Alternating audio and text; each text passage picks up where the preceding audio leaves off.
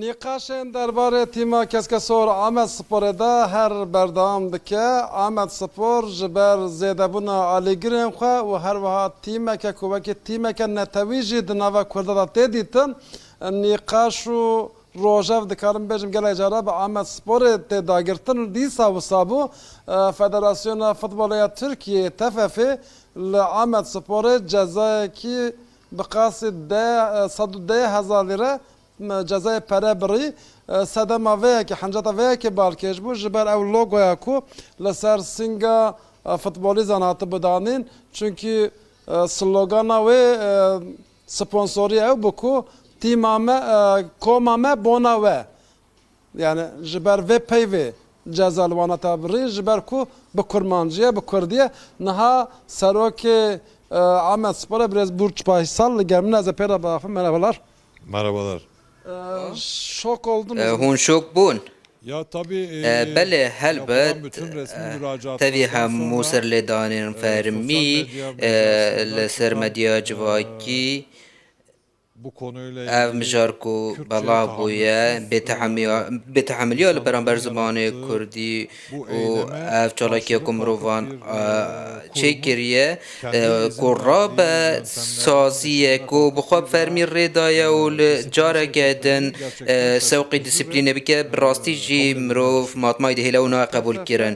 TFF destpêkê qebûl kir û piştre ev cezada helbet belê wekû hemû kulûban Amed Spor jî derbarê wê sponsorê de hem bi awayekî dîmenî û hem jî bi nivîskî me nivîs wan re şandin û bêyî ku dem dirêj bike di nava du sê rojan de bi fermî qebûl kirin û piştre me ev sponsor nîşan da. Belê ev temamî derbarê Kurdî de ye yan jî ji ber serlêdanê pirsgirêkeke teknîkî heye. Nexêr ev bi temamî bêtehemiliya li beraber Kurdiya û vê wiha şîrove dikin. Niha dudiliyek jî heye gruba tezgeh ku serlêdanek di saziya patentiya Tirkiyeyê de kiribû ev slogan ji xwe tomar kirîne û derketine holê û Wezareta Bazirganiyê jî ev yek pesend kiriye û piştî wê yekê jî Federasyona Futbolya Tirkiyeyê jî ew parastinên me de ev yek ji wan re gotiye lê piştî vê di maça Sariyerê de em şandin dîsîplînê.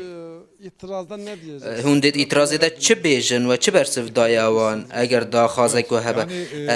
Belê ew tişta ku bêkirin û diparastinên me de û di nivîsên fermî de em nîşanî wan didin ku ew biryara wan daye wan bi xwe bi fermî rê daye û niha li dijî wê yekê derdikevin û em dibêjin ku em matmayne li ber vê yekê em bi vê yekê jî rast nas tekinin bi dehan mînakên derbarê vê yekê de em ê belgenameyan pêşkêş bikin û derbarê rakirina zext û bêtehemiliya li ser zimanê Kurdî em dê serî li darazê bidin û dadgeha bidin û em vê yekê bibiryarin. Eger organên darazên TFF jî careke din pêngavekê nêrînî bavêjin em dê dadgehên din jî vê bikin. Hûnê serî li dadgeha destûrê bidin hûnê vê yekê heta ku derê bibin. Yani em wiha bêjin de berî niha jî me heman tişt got yek ji karên ku herî baş em dikin em li ber xwe didin û em ê li ber xwe bidin û vê îfadeyê bikar bînin me tu tiştekê ji derveyê fermiyetê nekiriye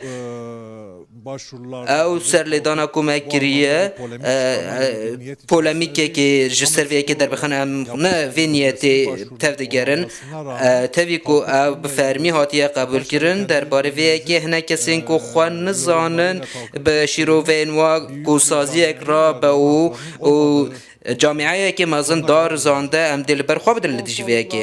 Di sponseriyan de zimanên cuda hene mînakên wiha hene bû nimûne bi îngilîzî bi Fransî helbet gelek mînak hene niha di Lîga Superê de û çi jî ew lîgan tê de ne di vî warî de slogan hene tahammülên markayê hene di vî warî de ew bêrîziya li beraber zimanê me dayîk em qebûl nakin. Gelek spas dikin ez rica dikim weşanekê baş dixwazim. Birêz Burç Baysal ra ku serokê Amed Sporê ew ji vê yekê dibêje ev biryar ev ceza birînevan cezayên pere li ser Amed Sporê bêtehemûliya li hemberî zimanê Kurdî ye ew ê gav paş de navêjin di aliyê heqûqî de jî çiş desteğim be ev bikin hatta ku ev slogana Kurdî li ser singê futbolî zevan bê qebul kirin.